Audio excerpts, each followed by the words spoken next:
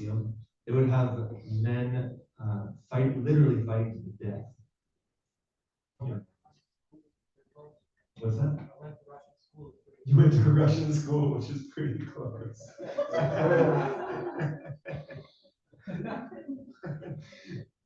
Yeah, so in various ways, we feel this need in our heart to have this rasa, virya rasa, this chivalrous, warlike fighting spirit. There's a certain pleasure there. And why is it there in our hearts? You know? Yes?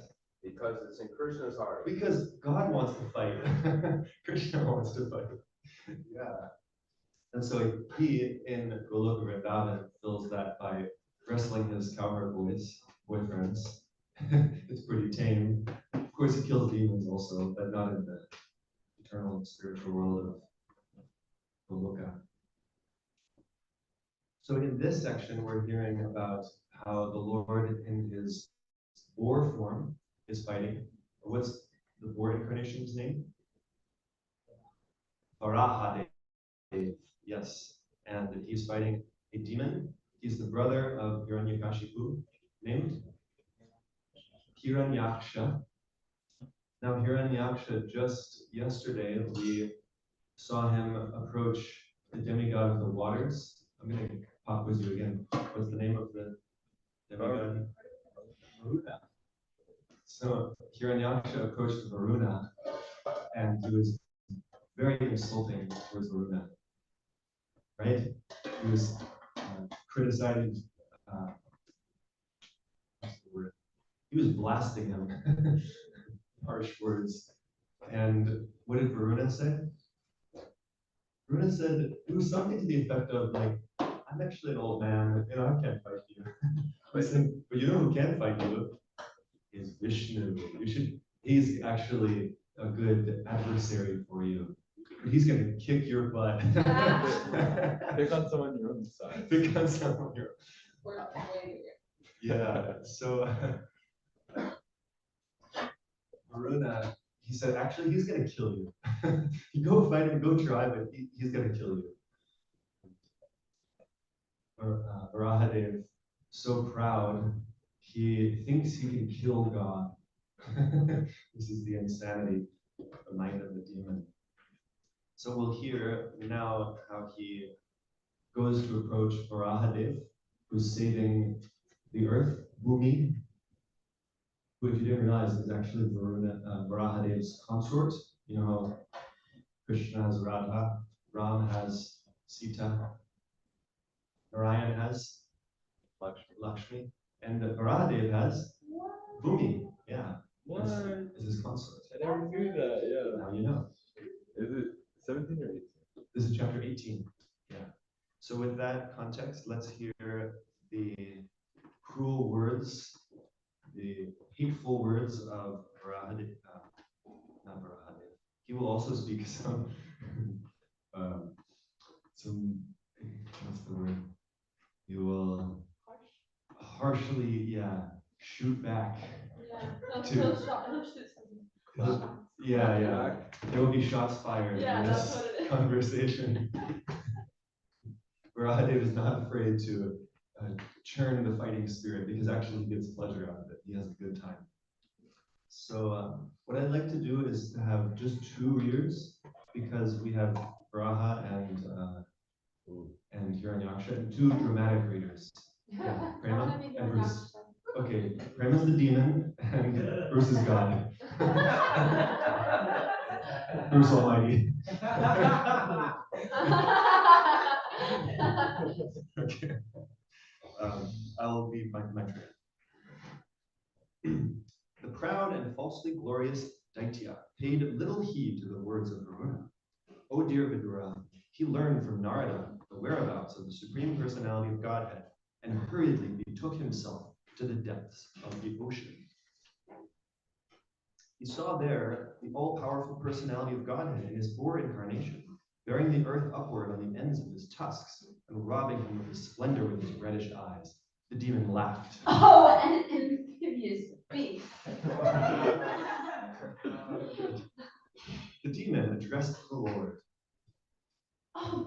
the demigods dressed in the form of a boar. Just hear me. This earth is entrusted to us, the inhabitants of the lower regions, and you cannot take it from my presence and not be hurt by me. Feel You free to do rat. some reaction. Okay. Ooh. You rascal, you have been nourished by our enemies to kill us, and you have killed some demons by remaining invisible. Oh, fool, your power is only mystic, so today I shall enliven my kinsmen by killing you. The demon continued. When you fall dead with your oh my God, sorry. When you fall this is hard. When you fall dead with your skull smashed by the mace hurled by my arms, the demigods and sages who offer you oblations and sacrifice and devotional service will also automatically cease to exist, like trees without roots. Although the Lord is pained by the shaft-like abusive words of the demon, he bore the pain. But seeing that the earth on the ends of his tusks was frightened, he rose out of the water, just as an elephant emerges with its female companion when assailed by an alligator. The demon, who had golden hair on his head and fearful tusks, gave chase to the Lord while he was rising from the water, even as an alligator would chase an elephant. Roaring like thunder, he said, "Are you not ashamed of running away before a challenging adversary? There is nothing reproachable for shameless creatures." The Lord placed the earth within his sight on the surface of the water and transferred to her his own energy in the form of the ability to float on the water. While the enemy stood looking on, Brahma, the creator of the universe, extolled the Lord, and the other demigods rained flowers on him. The demon, who had a wealth of ornaments, spangles, and beautiful golden armor on his body, chased the Lord from behind with a great mace. The Lord tolerated his piercing ill words, but in order to reply to him, he expressed his terrible anger. The personality of God had said, "Indeed, we are creatures.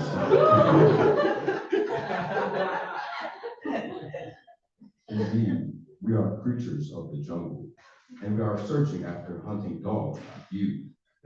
One who is free from the entanglement of death has no fear from the loose talk in which you are indulging, for you are bound up by the laws of death. Certainly, we have stolen the charge of the inhabitants of Rasatala and have lost all shame. Although bitten by your powerful mace, I shall stay here in the water for some time, because having created enmity with a powerful enemy, I now have no place to go. You are supposed to be the commander of many foot soldiers, and now you may take prompt steps to overthrow us. Give up all your foolish talk and wipe out the cares of your kith and kin by slaying us. One may be proud, yet he does not deserve a seat in an assembly if he fails to fulfill his promised words." "Oh, so that's where we'll finish for today. Oh no! Unfortunately, we'll have to continue the. I need to reply to that. Like, what? Sorry, wait till Monday morning to resume this chapter. On the next episode. Cliffhanger. Brihadev, you're in action. So you see what Brihadev is doing there? What is Brihadev doing? He's taunting him. Yeah. Bring it on. He's like, if you don't kill me, then you're not gonna work. So Yes. you better try. Yes. So we'll go to text. Thank you. Let's give a round of applause for Bruce.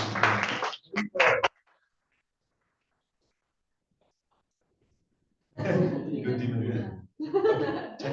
Text 5. We will recite.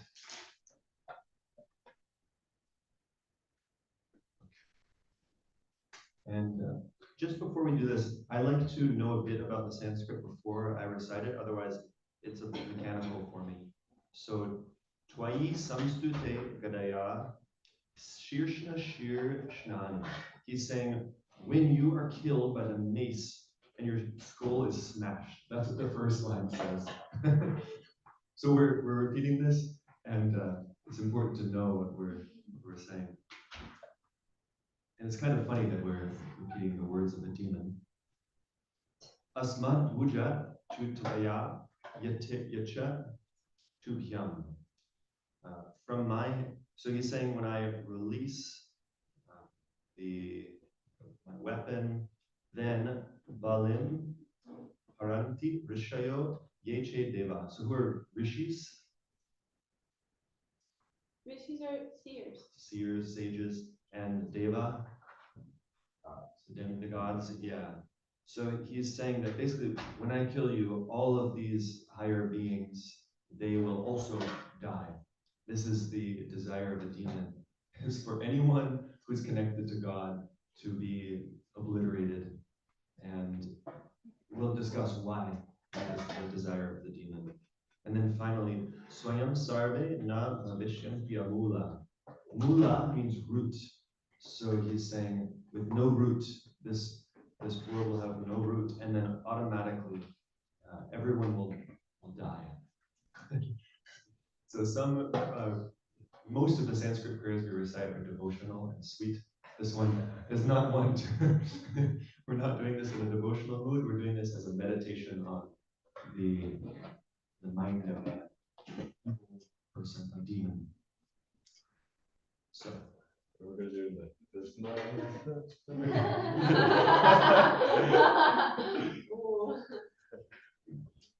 Tvai samstite gadaya. Yeah, we have to do it. Tvai samstite. I'm gonna crush your soul. I mean, it's kind of like. Tvai samstite gadaya shirsha shirshna. Tvai samstite gadaya shirna shirshnani. Tvai samstite gadaya shirna shirshnani. Asmad bhuja chutaya yachetubhyam. Asmad bhuja chutaya yachetubhyam. Balim haranti rishayo yecha deva. Balim haranti rishayo yecha deva. Swayam sarve na bhavishyanti amula. Swayam sarve na bhavishyanti amula. Anyone want to proceed? Vai samstite gadaya shirna shirshani. Vai samstite gadaya shirna shirshnani. Asmat puja chutaya ye tatubhyam. Asmad puja chutaya ye chatubhyam. Haranti vishayo ye chadeva. Balim haranti rishayo ye deva. Vayam sarvena bhavishanti amuraha. Swayam sarvena bhavishyantiyamula. Tvai samstite gadaya sirna sirsani. Tvai samstite gadaya shirna shirshnani. Asmadhuja chutaya ye chatubhyam. Asmad puja chutaya ye chatubhyam. Balim harantirishayo ye chadevaha. Balim haranti rishayo ye deva. Swayam sarvena bhavisyantamulaha. Swayam sarvena bhavishyantiyamula. Okay. Word for word.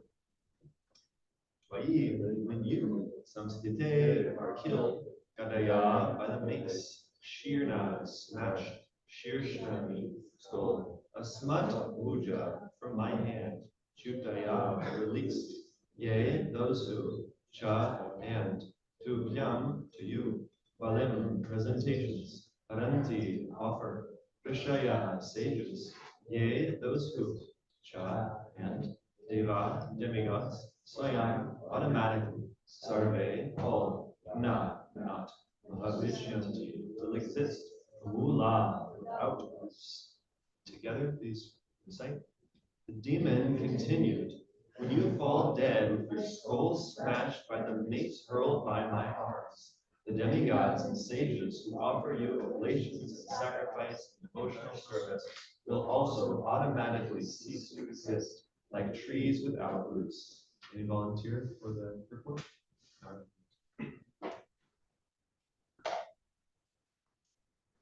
Humans are very much disturbed when devotees worship the Lord in the prescribed and recommended ways of Scripture. In the Vedic scriptures, the neophyte devotees are advised to engage in 9 kinds of devotional service, such as to hear and chant the holy name of God, to remember Him always, to chant on beads, Hare Krishna, Hare Krishna, Krishna Krishna, Hare Hare, Hare Rama, Rama Rama, Hare Hare. to worship the Lord in the form of His deity incarnation in the temples, and to engage in various activities of Krishna consciousness to increase the number of godly persons for perfect peace in the world. Demons do not like such activity. They are always envious of God and His devotees. Their propaganda not to worship in the temple or church, but simply to make material advancement for satisfaction of the senses, is always current. The demon Hiranyaksha, upon seeing the Lord's face to face, wanted to make a permanent solution by killing the personality of Godhead with his powerful mace. The example of an uprooted tree mentioned here by the demon is very significant. Devotees accept that God is the root of everything. Their example is that just as the stomach is the source of energy for all the limbs of the body, God is the original source of all energy manifested in the material and spiritual worlds. Therefore, as supplying food to the stomach is the process to satisfy all the limbs, Krishna consciousness, or developing love of Krishna, is the sublime method for satisfying the source of all happiness. The demon wants to uproot this source because if the root, God, were to be checked, the activities of the Lord and the devotees would automatically stop. The demon would be very much satisfied by a situation in society. Demons are always anxious to have a godless society for their sense gratification. According to Chidar Swami, this verse means that when the demon would be deprived of his mace by the Supreme Personality of Godhead, not only the neophyte devotees, but also all the ancient sagacious devotees of the Lord would be very much satisfied. Thank you. Prabhupada ki jai. In this verse, we see the illusion of someone who is intoxicated with atheism to a superlative degree. Hiranyaksha is so intoxicated that he thinks that he can fight with and kill God himself. In order to have such a mentality, what do you need? What ingredient do you need in your consciousness? Ignorance, yeah. You have to be covered by Maya in order to think in this way. Even today, we sometimes hear in modern theology that there's God and there's the devil, and they're fighting as if the devil could overtake God. Right? It's a real thing. They say. But just logically, if we think about God, He is Sarva Karana Karana. He is the cause of all causes and the source of everything. And by definition, there can only be one of those. Right? Could there be 2 causes of all causes? No. Just simple logic, we can understand that there's only one supreme, and one who is covered by illusion may think that I can be the next one, I can replace that one, I can become God. But one who is versed in truth understands that, how does Krishna say in the Bhagavad Gita? He says, Natve vaham jatu nasam, natvam neme janadva, nachaiva na bhavishyama, sarve vayam atapara. This is one of the first instructions of Bhagavad Gita in chapter 2. Krishna tells Arjuna that never was there a time that you didn't exist, nor me, nor any of these kings, nor in the future shall any of us cease to be. We are all eternal beings. We are all eternal individuals. And there won't be a time that we can ever merge into and become God. This is a common philosophy in New Age circles today. And Krishna makes it very clear in Bhagavad Gita that we can never become him. And he also says in the 15th chapter that Mama Evamsho Jiva Loke Jiva Bhuta Sanatana. He says eternally, Sanatana, Mama Eva Amksha. We are part of him. And Mana Shashtanendriyani Prakriti Stani Karshiti. The difference between us and God is that we are struggling very hard with our mind and senses. Right? Sometimes we struggle with our minds. And just sometimes. And we're stuck in the material energy. Prakriti Sthani Karshati. But Krishna is eternally liberated. He is not ever under the control of the material energy. He is forever free from the influence of Purna Shuddho Nitya Mukto. Purna Shuddho, he is completely pure, and Nitya Mukta, he is eternally liberated. There won't ever be a time that Krishna will be covered. Just like from our position, sometimes it's cloudy in Gainesville. Does that mean the sun isn't there? No. Say no. I hope you understand. Like that, we may be covered by the clouds of illusion, but that doesn't mean that God isn't there. The people will say, show me God, where is God? If he's real, then he needs to show himself to me. Well, no, you can't just tell the clouds to move. We are very tiny and insignificant. The sun will reveal himself, when it's the right time.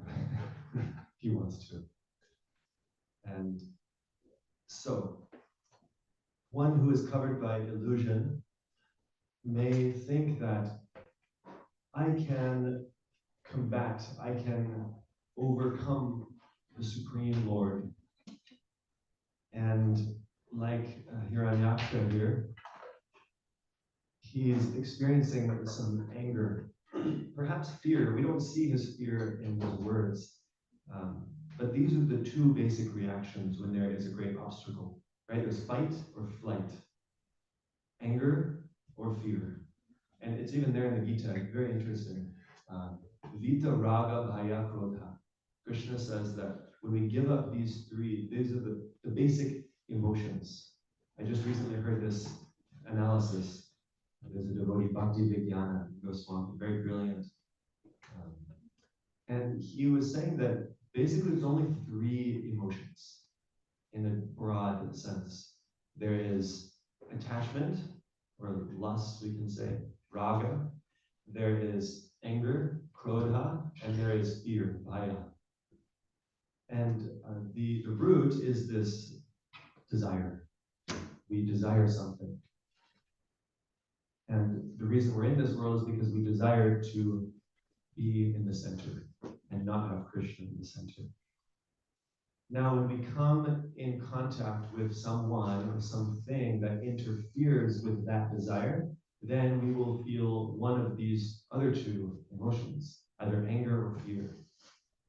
And very interesting, we feel anger when the obstacle doesn't appear so big. Because we think, maybe I can probably overcome this, but it's in my way. Frustrated. But if it's a very big obstacle, then we feel afraid. Because, oh no, I want this, but I can't overcome this situation. Really interesting analysis, huh?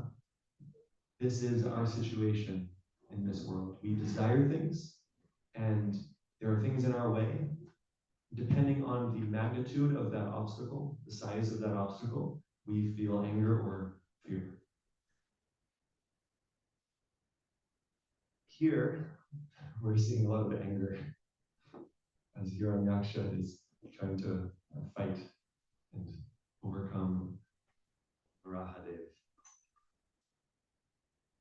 And Srila Prabhupada highlights the modern day demons.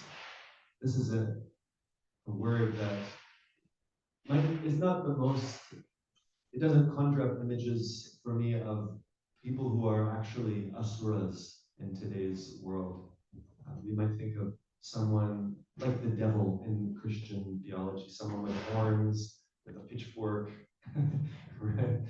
But what is an asura? Can you all say? What are qualities of someone who is demonic? Yeah, Prema. You can take the, or you Yeah, can always say a small thing and then I'll repeat it. Oh, I can. Yeah, sure. Well, that's fine. Well, Sura is someone who's like devoted to God in relationship with God. So Asura is just the opposite of that. It's just Yeah. like someone who doesn't want anything to do with God. Perfect. Yeah, that's a great definition. Someone who doesn't want anything to do with God. Yeah. Can you give an argument? Like what jumps into my mind is, I mean, some people might have been down rabbit holes like this, but you hear about like influential circles in high up places, and like when people are really rich, they get really bored and they end up doing really like corrupt, twisted things for like entertainment and just seeking some kind of. And I've heard very explicit like anti-religious sentiments and those things. So I think of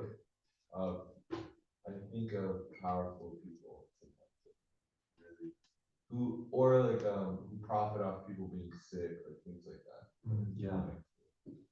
This is great. So Krishna gives an extensive description in the Bhagavad Gita, chapter 16, I believe. And it's quite revealing to look at this chapter, to see in the world today, outside, but also inside of ourselves, and to understand, oh, I've got a Hiranyaksha running around in my own heart. And Narada, when you're talking about power, someone who is powerful, and that's in fact just what Krishna says. Krishna explains what a demonic person thinks. I'll just read this whole section. So much wealth do I have today, and I will gain more. Oh, wait, Prema, you should read this in your demon voice. Here, just read from this. Just that one verse? Yeah. The demonic person thinks, so much wealth do I have today, and I will gain more according to my schemes. So much is mine now, and it will increase in the future more and more. He is my enemy, and I have killed him, and my other enemies will also be killed. I'm the Lord of everything. I'm the enjoyer. I'm perfect, powerful, and happy. I'm the richest man, surrounded by aristocratic relatives. There is none so powerful and happy as I am. I shall perform sacrifices, I shall give some charity, and thus I shall rejoice. Yeah, so this is mind of a demon. It's extreme in this, but we should be introspective and look into our consciousness and see, okay, I do want to be the center of attention. I want to be the most happy. If someone is more happy than I am, I get upset, right? Sometimes we get upset when someone else, they're a better singer than me. They're more beautiful than me. We get upset. We see that this is a demonic tendency that we've developed, unfortunately. And if we're not careful, Krishna goes on to explain what will happen. Should I read it? Yeah. Do you want to know? Yeah. Thus perplexed by various anxieties and bound by a network of illusions, they become too strongly attached to sense enjoyment and fall down into hell. So he goes on, there's a lot more. This is an intense chapter. Of course, we might say, I'm not that bad. It's not that big of a deal. But from the seed of a thorn tree can grow a big, nasty thorn tree that can cause a lot of trouble. And even worse, we are trying to grow a bhakti lata. In our heart, we're trying to grow this plant, which will one day fructify in prema, love of God. But if we allow these Asuric tendencies to creep in, it will choke our devotional creeper and it won't destroy it. Actually, our devotional progress can never be lost. Krishna makes it clear. Nehabi pramanashasti bhaktivaya vidite. We can never lose or diminish our spiritual progress, but it can be paused. And you'll have a really bad time. I was just speaking with a Prabhupada disciple this past Saturday, and she was describing how she has left Krishna consciousness a few times after joining. And I said, well, how have you stuck around all these years? She's 70 something now and is shining and bright and such a stellar example of devotional service. I said, how have you stuck around even after leaving? And she said, I don't ever want to go through the process of coming back to devotional service again because it was so painful and so difficult. She said the process of coming back was so overwhelmingly difficult and painful. That's what keeps her going. Now, our situation is that we can hear the experiences of such devotees. We can hear the good advice of the scriptures. We can see the destruction of Hiranyaksha that is impending and understand that, okay, if I try to be the center, if I try to replace Krishna, I will have a really bad time. And I don't want to experience that, so let me just hang on and keep going with this. Otherwise, if we're not able to have that intelligence to keep going even when things get difficult, then we will have to firsthand experience the trouble. So, yeah, basically it's up to us to develop our intelligence. Krishna says this in response to Arjuna's question about lust. You know, we get overwhelmed with desire. This is what's going to cause us to have trouble in our devotional life, is that dhyato vishayam punsam sangos tesho vajayate. Krishna explains the process of fall down. We think about something, we get attached to it, we desire it, we get angry, we lose our memory, and then we are totally lost. So Krishna says to overcome this, we should develop our intelligence and practice self-control. We regulate our senses by living a balanced life, molding our life in the mode of goodness. Because when we're in the mode of goodness, we won't be so overwhelmed. And even if there are material desires, we're in a stable place to combat them. But if we're overwhelmed by ignorance, we'll think that good things are bad and bad things are good, like Hiranyaksha. He's thinking, if I kill God and everyone related to God, this would be great. And if we're overwhelmed by passion, then we'll think that sense gratification will make me happy, and we'll be pulled into self-destructive habits. So we need to cultivate a mode of goodness lifestyle. This is especially the time of life living in the ashram to develop such a lifestyle, a Brahminical lifestyle. If we do this, then we will become very happy and sustained in our devotional practice. If not, we'll be really up and down. So I'd like to open up and hear your discussion and reflections, questions, but just to summarize, we talked about being introspective and understanding that, yes, there are modern day demons, and they are, like Narada was saying, like Prema was saying, they want nothing to do with God. They are promoting atheism. They are grappling for power, even in religious circles or in high up corporate circles doing twisted things. That's there. And these are some extreme examples. But in our own life, although I may dress very saintly, I may speak very saintly, actually in my heart, there are little demons running around, and I need to be careful. because if not, I will get distracted. I will have to go through so much trouble to come back to this place of happiness that I'm currently feeling. So in order to do that, let's cultivate a sattvic life. And Krishna explains in great detail in Bhagavad Gita how to eat, how to speak, how to behave, how to think, how to desire. All of this we can do in the mode of goodness. We can cultivate this in our life. So yes, that is what I had to share. What do you have to share? Yeah, Radha. So thought provoking. I have two thoughts. I was thinking about how our society really almost like pushes this demoniac tendency of like collect more and more, and it's like really like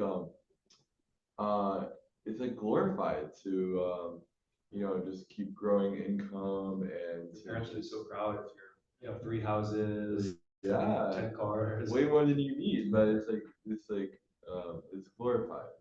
It's like wow, the American dream. And the second thing, I was just thinking about how the reason it's so important to recognize and tame these demons is like to build trust takes a long time, but to break it takes a moment. And similarly, all it takes is one time to one of these demons gets a hold of your heart and you just burn something you care about. Yeah, that's a great point. It reminds me of this meditation I've been finding helpful for controlling my mind. Is I treat it like a child, an infant child, and I discipline it. Sometimes I'm kind to it, sometimes I discipline my mind. It'll desire something, and I'll say, no, we're not going to have that right now. I speak to it like I'm speaking to if I had a child. And I found it so helpful. Like I know myself. Like if I start eating something I really like, I'll sometimes lose control. And so what I've been doing is when I see that happening, I'll tell my mind, we're gonna have one more bite and no more. Okay? You're going to listen to me and we're just that's final. And it works, it's really helpful. And then the cool thing is when we develop that level of self-discipline, we can help others do the same thing. So it really starts with ourselves. If we can have integrity, that I will do what I say. My mind is my servant, not the opposite. Then we can help others to live in such a way. Yes, Guru. To your comment that in the modern age, the divine natures are within our hearts. And Satchidananda Maharaj tells us a dream that he had once. When Bhaktisiddhanta Maharaj just left this world, he came in his dream. Yes. And he tells Maharaj, so Maharaj, there are 2 dogs that are fighting. Who will win? So Maharaj, I don't know, please tell me. He again asked, there are 2 dogs in your heart. Who will win? He said, I don't know, Maharaj. You tell me, please. But Maharaj is demanding the answer. Finally, Maharaj said, that dog will win, who will it be? So these 2 natures we have. If you want to know who's going to win, pick the one and feed. Wow, thank you so much. And it's just like Vaisheshika Prabhu, he's got the 4 questions book. And the 4th is, where am I investing my attention right now? Invest. Yes, it's an investment. So am I investing in this demonic tendency right now with this behavior, or am I investing in a divine quality? And then we sow what we reap what we sow. Whatever seeds we plant right now, we're going to get a reaction. We are responsible. Yeah, very helpful, Adishan Prabhu.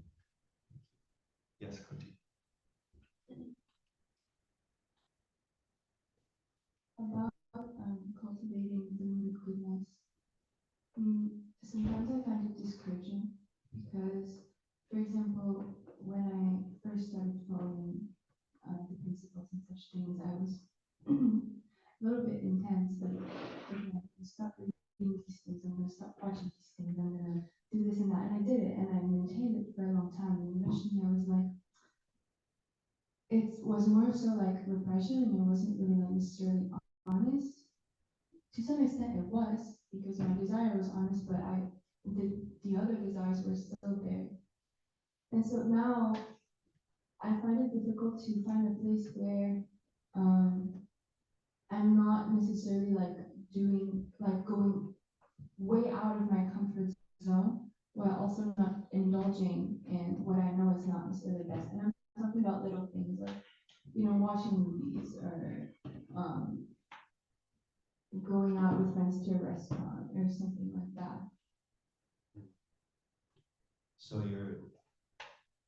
it sounds like the small, subtle things that they're not ideal behaviors, but they're also not like destructive in a sense. And can you help me understand what you're expressing? So what I find discouraging is that you stall at some point. And You feel like you've hit a plateau in your growth. Is that what you were saying? Unless there's more efforts put into diverting the mind towards things that are more in the mode of goodness. But then I also don't want to do it too much, even though it could be helpful, because I think that I won't sustain it. You feel discouraged. Yeah. Because you feel like you're stuck. Yeah, and at the same time, I want to grow. Yes. Wow. Thank you so much for sharing vulnerably.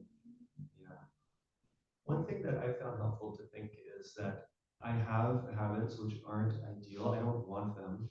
And so at the least, let me regulate them and develop a taste for things that are very favorable. So I'm not able to sustain just totally giving some things up. So let me just keep it there in a regulated way with the goal to one day give it up. But knowing that, let me be patient, one day it will go away. But let me really focus my energy on cultivating good habits. And Kalakanta Prabhu makes this point so often, is we need to do things we love in devotional service. Like kirtan, you love to do videography, so many things that you have a taste for. So the more we have that taste, then actually I find myself thinking like, what a waste of time are these habits that I have? Why do I do them? I just want to do these fun things all the time that are uplifting. So yeah, it's a long struggle. We need support. So as long as I have devotees I can confide in and care about me, we're empathetic, then I can sustain my practice. Maybe we can share one or two final points and then we'll close off our discussion. Yeah, Prema and then Kurdish. It's also like, kind of like what you were saying, except in my experience, it's been a little less extreme. It's not so much that I've thought, oh, what a waste of time these previous things were, but I'm just naturally like not interested in doing them. Like I don't judge myself for having done them. It's just like, it's a very natural thing. Like as the higher taste comes, it's just like, oh, I don't actually want to listen to that song that I used to listen to. And like, I don't know why. And I don't judge the song or people that like the song or I don't, whatever, but I'm not listening to this song. Like, there's people that are, for example, it's like, Natural. very natural. Yeah. Like a snake shedding its old skin. Yeah. And also it's helpful to look at ourselves a few years ago or a few months ago and see how we've changed. And then, okay, if I keep going, I can change also in a big way. And also a tip that I got from a senior devotee, which was really helpful, was like, just don't think that these things fulfill you. Like, sure, you might take some temporary pleasure, and when that's the case, okay, fine. Maybe you like watching this anime. It's not harmful. It's not, what? Sorry, it's not like something that's gonna tear your consciousness down. But we also don't trick ourselves into thinking that it's helping our Krishna consciousness. Like we shouldn't tell ourselves that it's good for us because that's not true. But it's not, it's just like that makes it more gradual. So we're honest. Yeah. I'm doing this thing. I know it's not the best, and it's hard for me to give it up. And I want to give it up one day. So, and it will I'll get happen there. naturally. Yeah. I'll get there. Yeah, I'm working. Keep chanting. Trying my best. Yeah. Yes, Brihat. My thought is like that.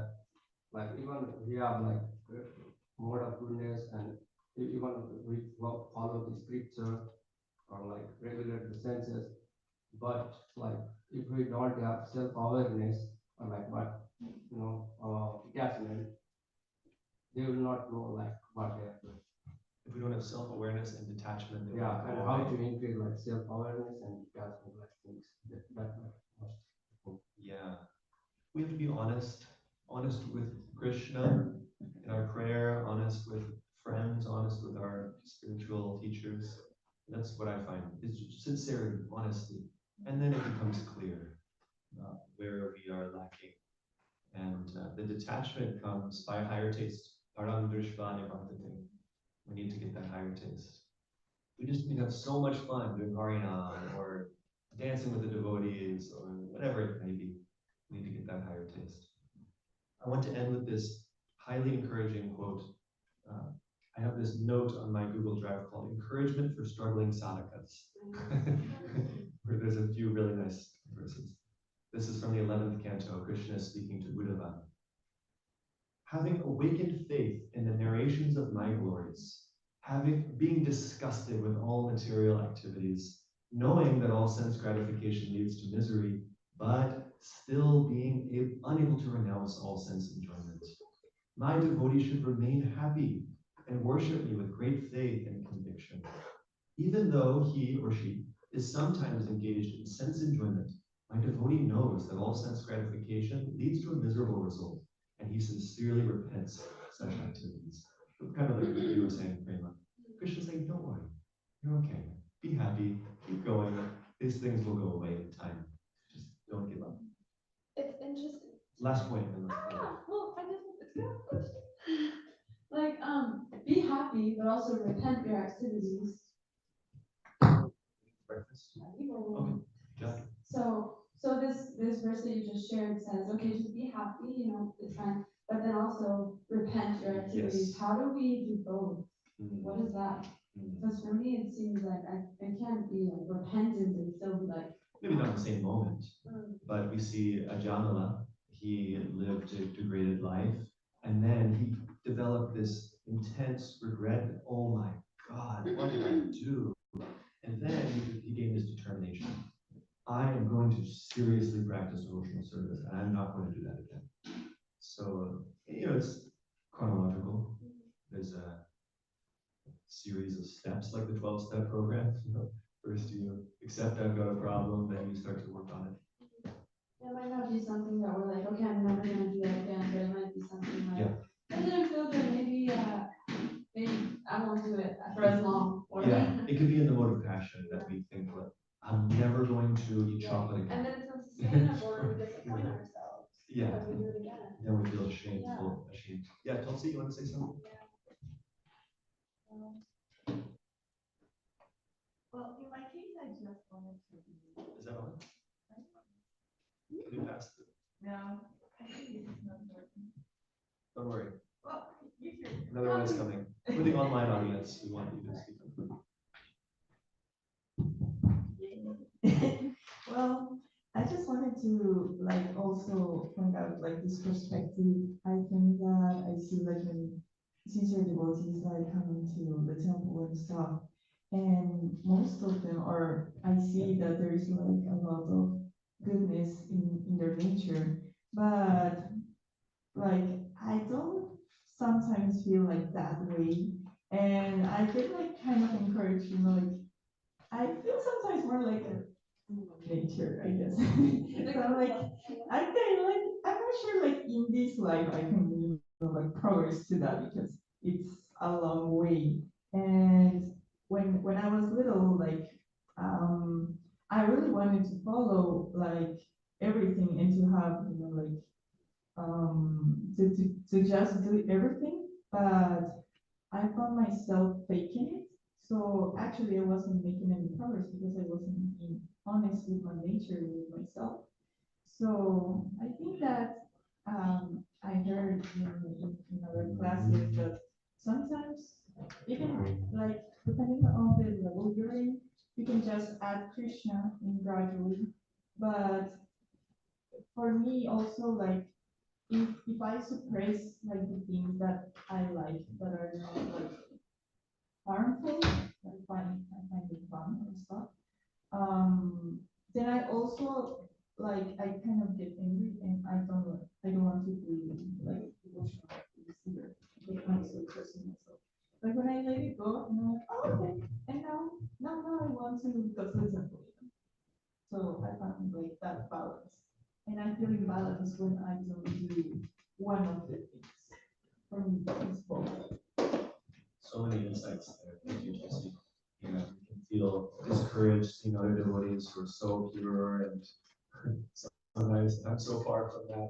But then we need to find a balanced way that we can practice, because we each have our own individual nature. So what works for me? And as long as we have support from the people who really know us well, then we can be okay. Maybe others will judge me.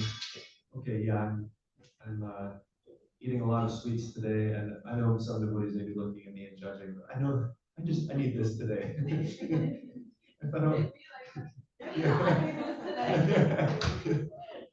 there's many worse things I could be doing. I'm indulging a bit. So what if they judge me? I know people who know me, they understand.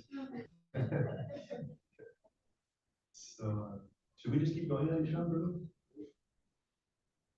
Okay, how about we just finish off and then we can sing the Masada prayers. Thank you all so much for your insights.